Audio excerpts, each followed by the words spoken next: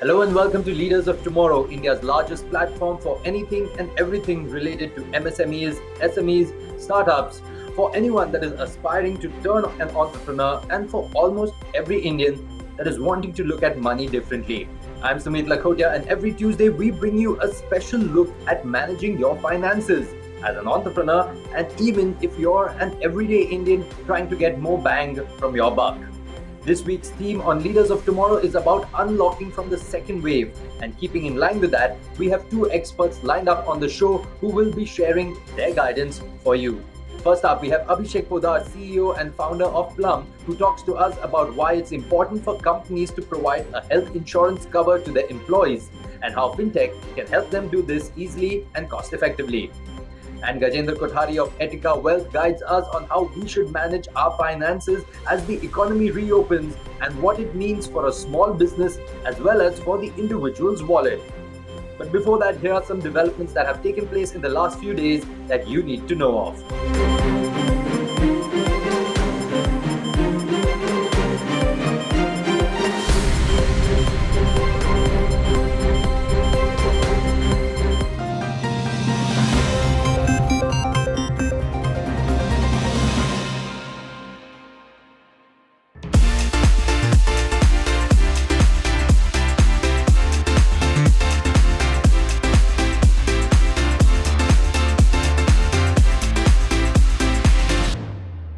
I'm now in conversation with Abhishek Poddar. He's the CEO and co-founder of Plum. Now, Plum is a startup providing accessible and affordable group health insurance to SMEs, startups, and corporates in India. Hi, Abhishek. Thanks so much for coming on the show. Abhishek, post the pandemic, have you seen an increase in companies coming forward to get healthcare cover for their employees? No, definitely. Actually, if you look at the first wave of COVID that happened in 2020, it wasn't as real. In 2020, the employers didn't witness deaths in their team. In contrast, the second wave that hit us in 2021, it hasn't remained a statistic anymore. We have seen many employers who saw deaths in their team or their family. Employees also witnessed how expensive hospitalization is during the second wave of COVID. And it has made this need of insurance very real. But what the second wave has essentially done is it has created that urgency to get insurance. It has created that awareness to get that insurance. To share a statistics with you, within Plum, for example, we've witnessed a massive uptake in the last 2 to 3 months. Our own business grew by almost 90% month over month compared to what we would otherwise see at a 30% kind of growth. And this is because of two massive shifts that we witnessed in the industry. One, we were seeing many small businesses, many startups who were earlier not uh, taking health insurance for their employees. They have started now investing into the employee health insurance. And secondly, we are seeing even organizations who gave insurance only to the full-time employees. They have now started giving insurance to even cover their part-time members, their contract employees, their gig workers, their educators, their teachers. For example, Unacademy is a company that recently launched her insurance cover for all of their 4,000 educators via Plum. What are some pointers that you would give to SMEs or startups who are who are considering that, giving healthcare cover to employees? What are some of the important things that they should keep in mind before they go in for this?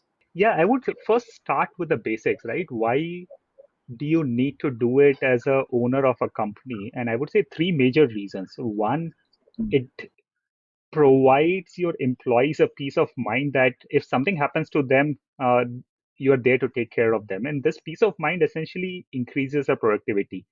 Secondly, you are providing a health insurance plan that is generally not available to them as a retail customer. For example, you can actually build a plan that comes with a day one cover for pre-existing conditions. It can come with a day one cover for maternity. These are plans that are not available to customers outside.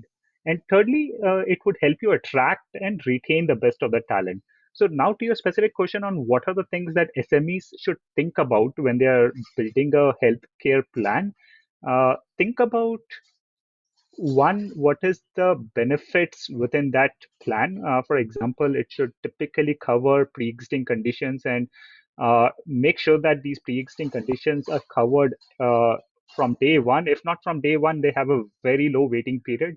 In the retail segment, they generally are not covered or have a 4 years waiting period.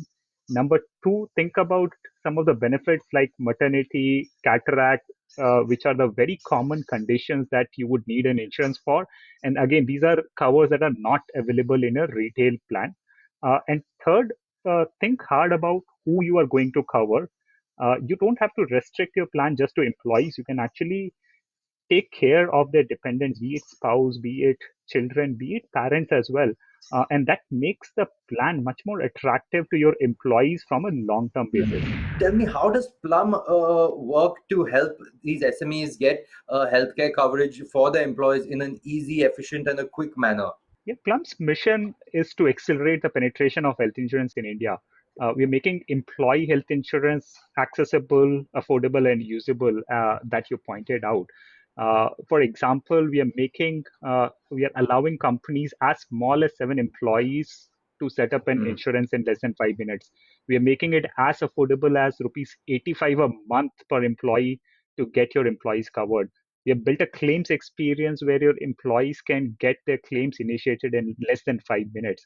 And these are some of the things that are industry first. And the way we are doing this is we are actually reimagining the entire health insurance stack in India. For example, we have built new underwriting and fraud detection algorithms in house. We have built some real time insurance design and pricing for the very first time in India. We have built technology integrations with the insurance partners in the background to provide that kind of seamless claims experience.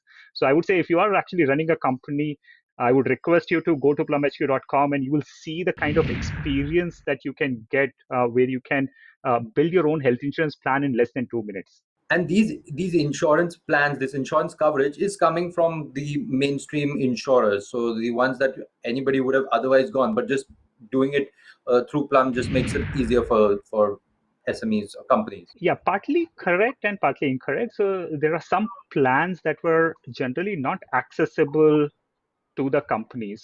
If you Okay. These plans are available from the mainstream providers like ICICI Lombard, New India, Star Health, and Care Health Insurance. But these companies were generally making health insurance plans for the larger corporates. Think of companies with hundreds or thousands of employees. With Plum, what we have done is we have built very customized solutions for smaller companies, companies as small as 5 to 10 employees. And that's how we are making health insurance more accessible to the SMEs. So right now, if you go to these providers directly, you won't even be able to access that plan if you are a small organization. Okay, fantastic. Well, then, this is a great initiative, and we wish you all the very best. And thank you so much, Abhishek, for talking to us and giving us these insights on this very important aspect of insurance. Thanks so much, Abhishek, for talking to us. Okay, thank you, Sumit, for having us on the show. Thank you. On that note, it's time for a very short break. But on the other side, Gajendra Kothari of Etica Wealth talks to us about why, even though we are unlocking, it's more important than ever before to have your emergency fund in place. Don't go anywhere. We'll be right back.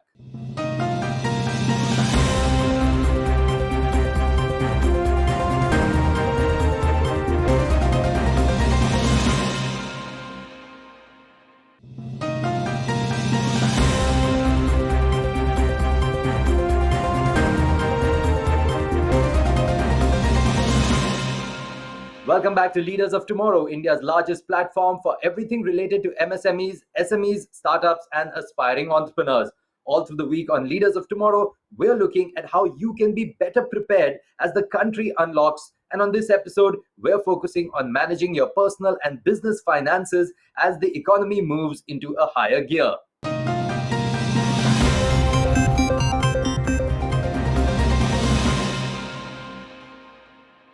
Now, consumer spending in January to March 2021 rose 2.7% year on year, which was on the back of India coming out of the first wave, before we got hit by the second wave of COVID-19 and large parts of the country went back into a strict lockdown. Now, as we are unlocking from the second wave, what is the kind of consumer spending that we can expect? Sunil Alagh, founder of SKA Advisors, shares his view. You know, at the end of COVID 1, there was a lot of pent up demand. But After that, it's not been a complete lockdown anywhere, So for the second phase, you've had partial lockdown. Maybe you've had complete lockdown, but just for a week or 10 days, and then you've gone into a partial one. And gradually, it's not a complete lockdown. So pent up demand will be a lot less, if you ask me, in the phase two part of it. But one thing is very clear. Look, all over the world, whenever you do any research, the poor, if you give them money, they tend to spend. The middle income group and the rich, when they get money, they've done enough research, they tend to save because they want to save for a rainy day. They don't know what phase 3 will be, what is the COVID phase 3, what is there, and then they've got a little worried about the COVID 2 part, where they will tend to save. Now the question is, you will see the savings rate is coming down like mad, because whatever needs to be spent, the poor have always spent. And therefore, the government has looked after the poor. They've given money, and agriculture looks good so far with the monsoons coming in. They've spent on infra. So, whatever money that you give to the poor, you can expect them to carry on spending. What will they spend on?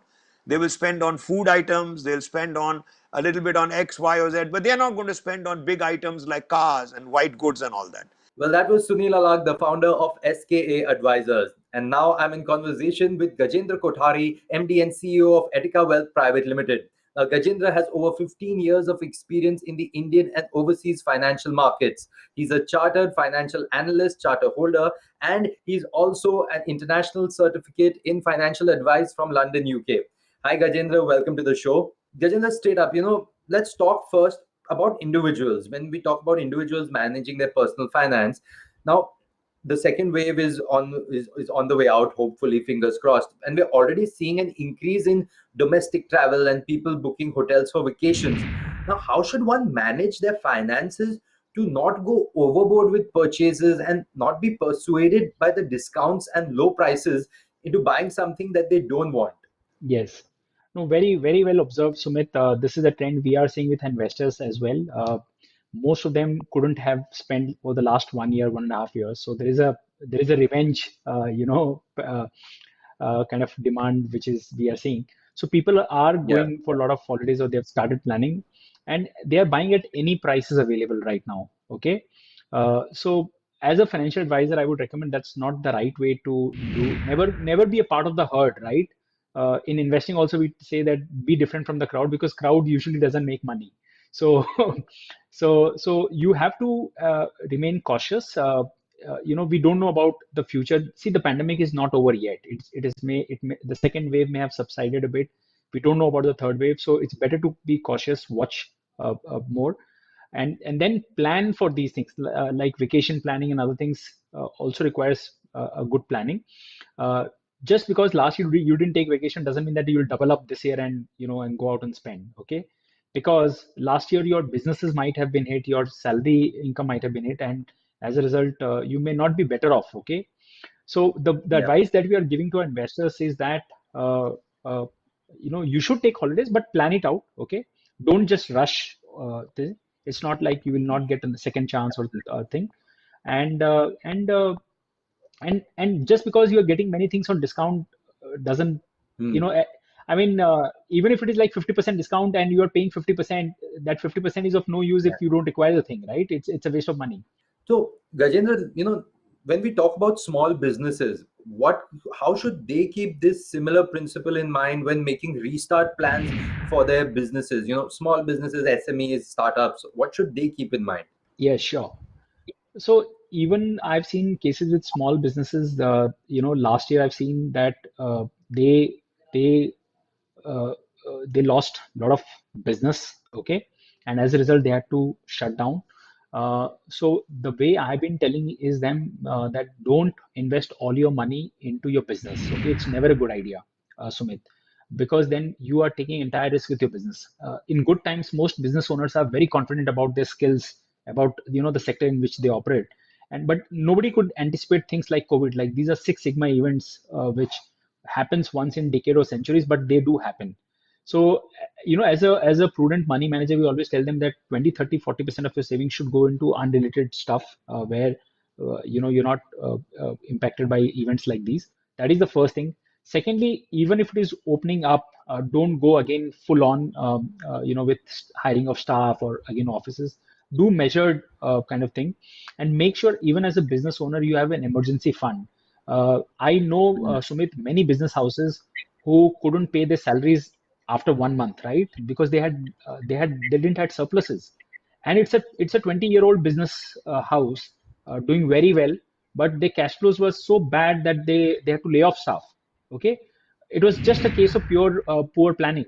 So we tell them that at least 6 months of your mandatory business expenses should be in Yeah. in a liquid fund kind of thing, where you can pay your rent, you can pay your bills, staff salaries, Mm. etc. So this is something which I would strongly recommend to all the business owners. So, just coming back to what you just said about the emergency fund, now more than ever, it's more important to have an emergency fund, to have this backup, this safe egg, so to say. Uh, does the advice still say the same for individuals also, 6 months expenses, or do you feel that at this point of time, maybe keep a bigger buffer? In fact, bigger buffer, because I've seen, Sumit, both husband and wife losing jobs. Okay, Mm.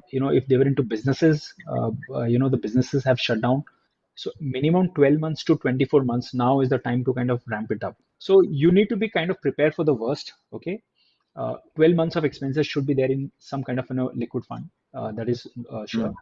Mm. Another thing I would suggest to business owners is have a key man insurance. Okay, which again, Mm. many people have died, many key employees have died in the last year, and that has proven a lot of setback to business owners, kind of thing. So make sure that all our key members have health insurance. Otherwise, as owners, you might have to spend on their treatment. Okay, uh, so it's good to at least have a COVID Absolutely. kind of cover, if not entire comprehensive cover, COVID cover for them and the family, and a key man insurance cover for your key members of the team. That is Mm. very important. Gajendra, there was a recent report by the RBI which spoke about a decrease in the household savings of Indians in the third quarter of FY 2021. Now, obviously, this is partly owing to people losing their jobs. How can one prepare for this? I mean, the emergency fund, yes, that's most important, but any other advice to manage money better, to discuss amongst the family, because it is an unfortunate possibility. It could happen. So, Sumit, emergency fund is just a part of the entire bigger discussion of financial planning. I think COVID has Mm. taught all of us that just like health is very important, managing your wealth is also equally important, because Mm. you never know that 1 year, 2 year, your life may change forever. Mm. I'm sure we have heard all the stories that 50-year-old businesses have shut down permanently. Okay, they would have never anticipated this event in their life, or people who have been in jobs for 30 years have lost jobs because there's no business, right? Yeah. That is where a financial planning is very important, to sit with an advisor to review, what kind of buffers you have, what kind of health insurances, insurance plans for your family members are there. Are your goals, on track? Because a lot of these, in the last 1 year, everything has gone off track, right? So is everything on track, or do I need to kind of, cut down my requirements, or Mm. in Mm. realization? So that is something. Again, many people have starting their own business also, because they have lost job. Yeah. Whatever little saving they had, they think it's a good time to start the business. Again, it's not easy, Sumit. We know that 90% of these businesses don't live up after 1 year, 2 years, right?